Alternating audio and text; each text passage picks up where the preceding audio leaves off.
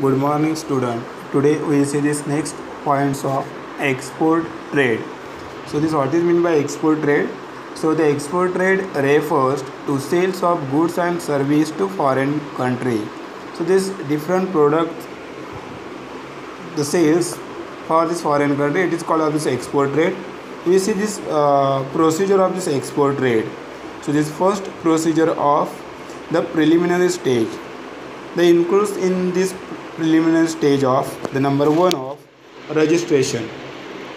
So this registration, the exporter has to get himself registered with various authorities as follows. So this includes of this first authorities of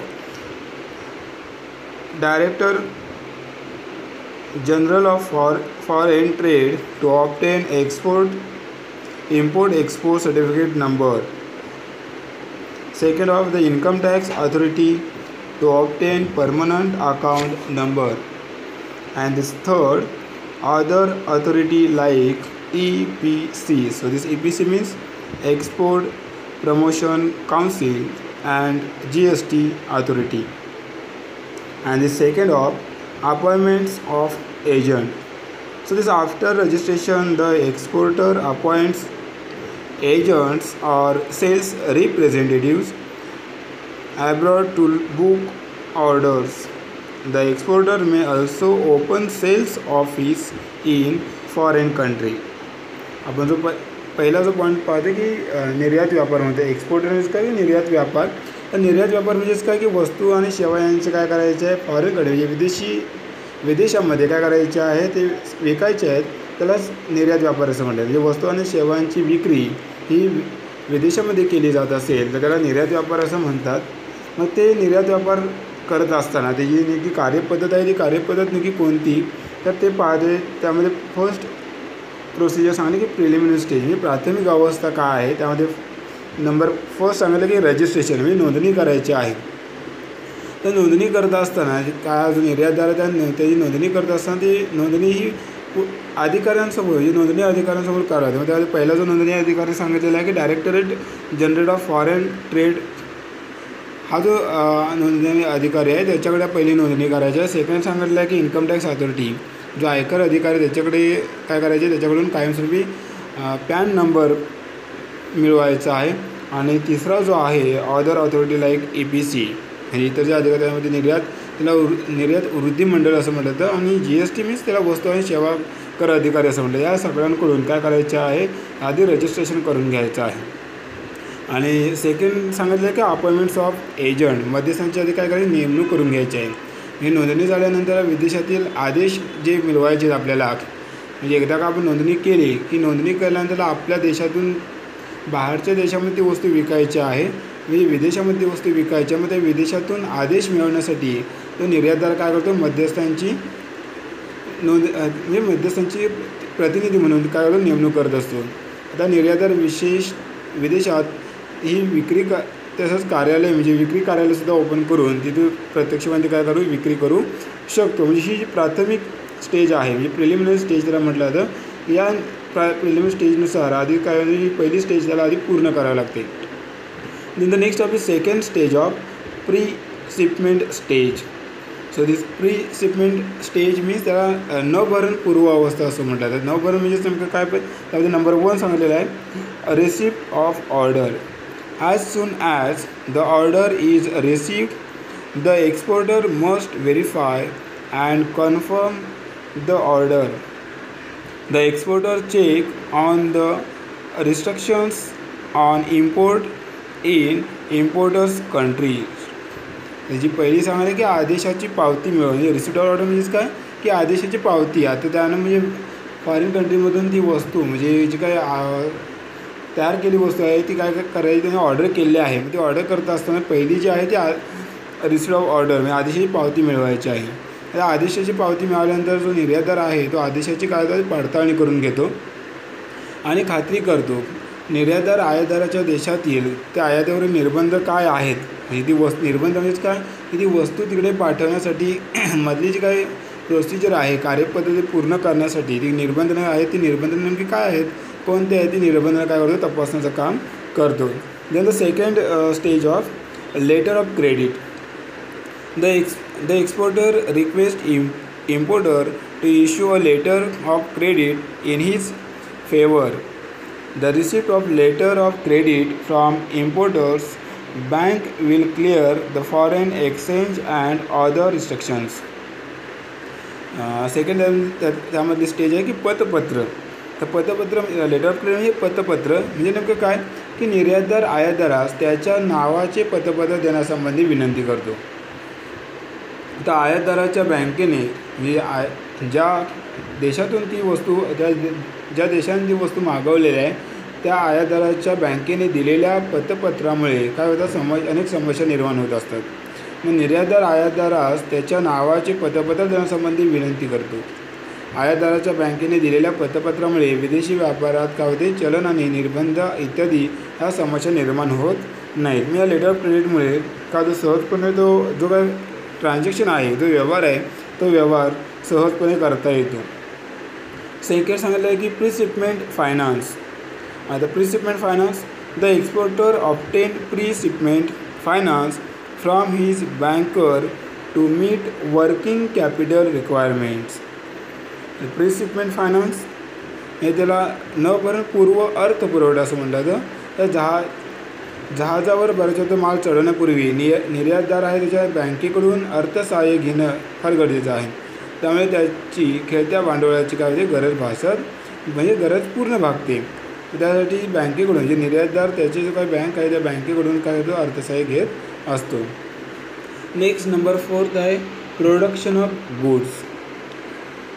the exporter has to produce goods as per buyers need. If the exporter is not a manufacturer, then he will get the ordered goods from the local suppliers. चौथा की वस्तूंचे उत्पादन. खरेदीदार आहे त्याच्या गरजेनुसार निर्यातदार काय करतो वस्तूंचे उत्पादन करतो. जर निर्यातदार उत्पादक नसेल तर तो स्थानिक पुरवठादाराकडून काय करतो वस्तू प्राप्त करून घेतो.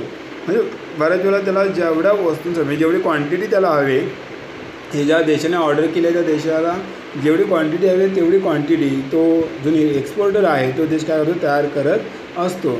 Next number 5 packaging.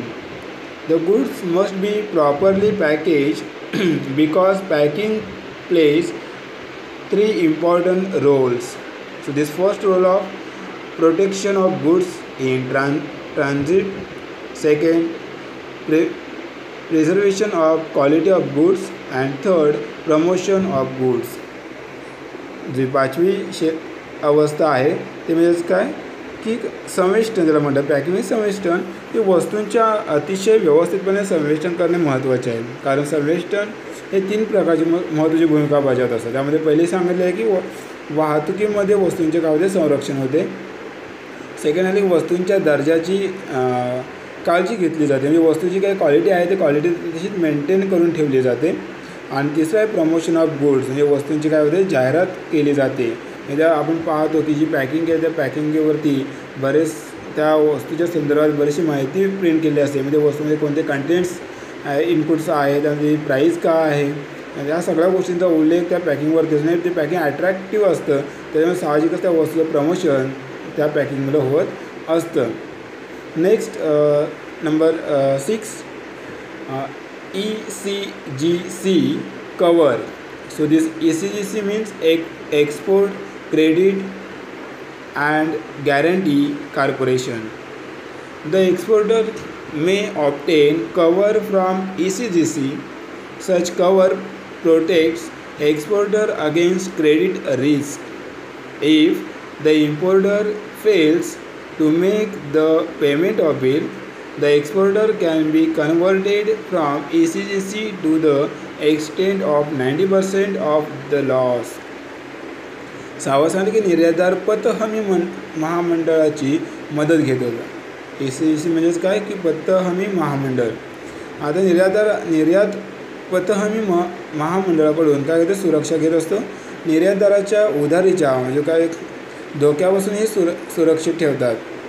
उदाहरण जर आयातदार पैसे देण्यास असमर्थ ठरला तर निर्यातदार 90% तोट्याची सुरक्षा निर्यात पत हमी महामंडळाकडून दिली जाते. म्हणजे बऱ्याच वेळेला आपण समजा आपल्या देशातून बाहेरच्या विदेशामध्ये काय होते, आपण समजा वस्तूची उत्पादनाची काय विक्री करणार असो, तर त्यावेळेस जो ज्या देशानं आपल्या ती आयात केली आहे आपल्या वस्तूंची, त्यांना जर पैसे दिले नाही, ती रक्कम जर रिटर्न केली नाही, तर अशा वेळेस ती रक्कम रिटर्न करण्याची जबाबदारी घेणारं मंडळ म्हणजेच कोणतं आहे ते ECCC आहे. ECCC मंडळ ती जबाबदारी घेतो, त्याला पत हमी मंडळ असं म्हटलं जातं. Next number 7, GST formalities. So the GST means goods and service tax. The exporter needs to complete GST formalities regarding export trade. 7वाचं सांगितलं वस्तू आणि सेवा कायद्यातील तरतुदी. आता निर्यात व्यापारासंबंधी निर्यातदाराने वस्तू आणि सेवा कायद्यातील तरतुदी पालन करणे गरजेचं आहे. ज्या काय तरतुदी घालून दिलेल्या आहेत त्या तरतुदी पूर्ण करणं तितकंच महत्त्वाचं आहे. Next number 8, marine insurance. The exporter has to obtain marine insurance under CIF cost insurance and freight contract. He has to pay necessary insurance premium and obtain insurance policy. 8वं सांगितलं की सागरी विमा. तर निर्यातदार किंमत विमा आणि माल वाहतुकीच्या करारानुसार सागरी विमा पत्र मिळवतो. निर्यातदार आवश्यक विमा हप्ता भरतो आणि विमा पत्र काय होतं प्राप्त करत असतो. म्हणजे ज्यावेळेस ते आता वस्तू प्रत्यक्षपणे एक्सपोर्ट करायचे आहे, पाठवायचे आहे दुसऱ्या देशामध्ये, मग ते पाठवत असताना आधी काय करायचं, त्या जेवढं प्रोडक्ट त्या जहाजाने पाठवलं जाणार त्या सगळ्याचा आधी काय करायचं, इन्शुरन्स काढून घ्यायचा आहे. Next number 9, C&F agents. C&F agent means clearing and forwarding. In export trade, C&F agent are known as custom house agent. These agents are responsible for forwarding the goods. 9 number सांगितलं की निष्कासन आणि अग्रेसित अभी करतात. Clearing म्हणजे त्याला निष्कासन म्हणतात आणि फॉरवर्डिंग म्हणजे अग्रेसित. आता निर्यात व्यापारात निष्कासन आणि अग्रेसित जे अभिकर्ता आहेत ते निर्यातदाराचे मध्यस्थ म्हणून ओळखले जातात. त्या निर्यातीबाबत पुढील कार्यपद्धतीसाठी देखील त्यांना काय होतं जबाबदार धरले जाते. म्हणजे बऱ्याच वेळेला काय होतं की जे निर्यातामध्ये जर काय कमी जास्त झालं तर त्याला मध्यस्थ म्हणून किंवा जबाबदार म्हणून कोण असेल तर त्याला क्लिअरिंग अँड फॉरवर्डिंग किंवा कस्टम हाऊस एजंट त्यांना असं म्हटलं जातं की त्यांच्याकडून ते काम करून घेतलं जातं. ह्या 2 स्टेज झाल्या, first preliminary stage and second pre shipment stage. Then the next stage of shipment stage. So the shipment stage, the number 1, processing of documents. The export prepares the shipping bill and gets all the documents proceed at custom house. तिसरी जी stage आहे न भरणं अवस्था असं म्हटलं. त्यामध्ये पहिली अवस्था आली की कागदपत्रांची पूर्तता करणं. निष्कासन जे अग्रेसित अभिकर्ता आहे ते जहाज बिल तयार करतात आणि कागदपत्रे निर्यात घराकडून सुपूर्द करतात. हे जे या आहेत म्हणजे क्लिअरिंग आणि फॉरवर्डिंग जे या आहेत किंवा कस्टम हाऊस आहे त्यातून काय केलं जातं, त्यांचे जे काही डॉक्युमेंट्स आहेत ते डॉक्युमेंट्स तयार करून दिले जातात. Second of examination of goods. The C&F means clearing and forwarding. The C&F agent obtain carting order from the PTA. So this PTA means Port Trust Authority to cart the goods inside the dock.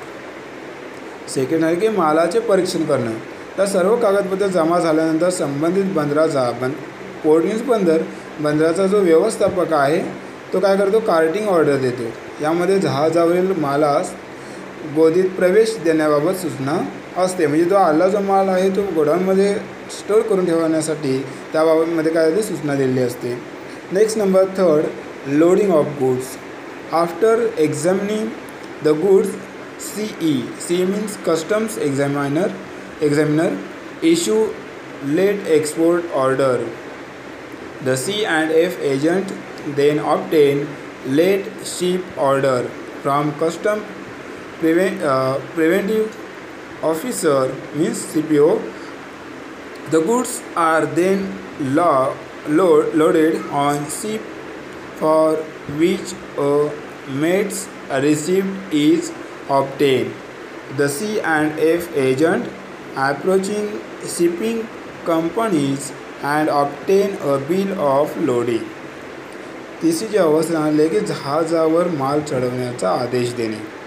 त्या मालाचे परीक्षण झाल्यानंतर सीमाशुल्क त्याच निरीक्षक निर्यात करण्याचा काय होतो आदेश देतो.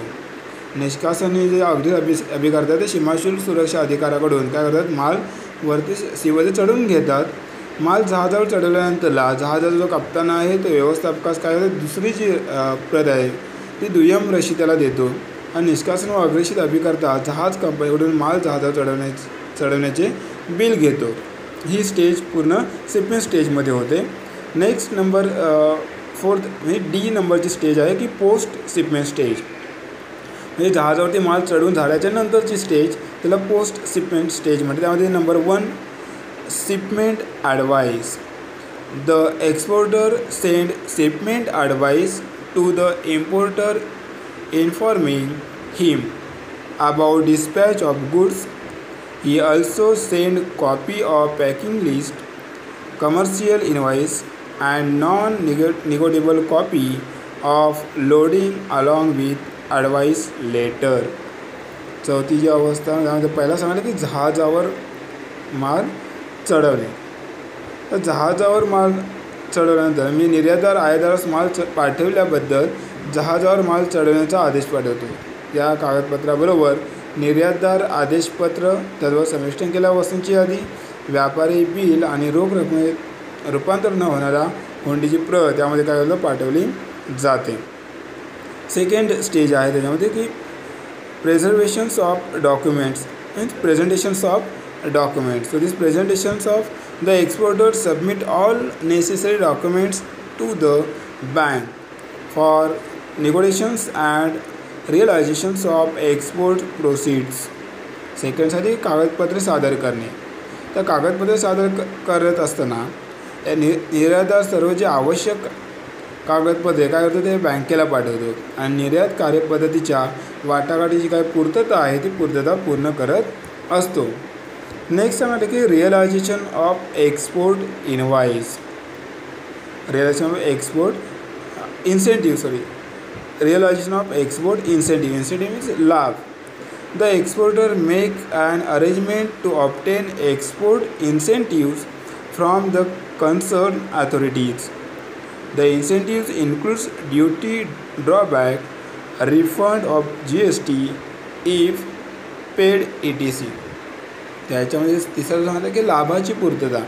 तर संबंधित जो अधिकाऱ्यांकडून निर्यात लाभ मिळवण्यासाठी निर्यातदार सर्व व्यवस्था करत असतो. या लाभामध्ये राहिलेला जो कर आहे त्याचा परतावा, त्याचा जकात कर यांचा काय होतो त्यामध्ये समावेश केला जातो.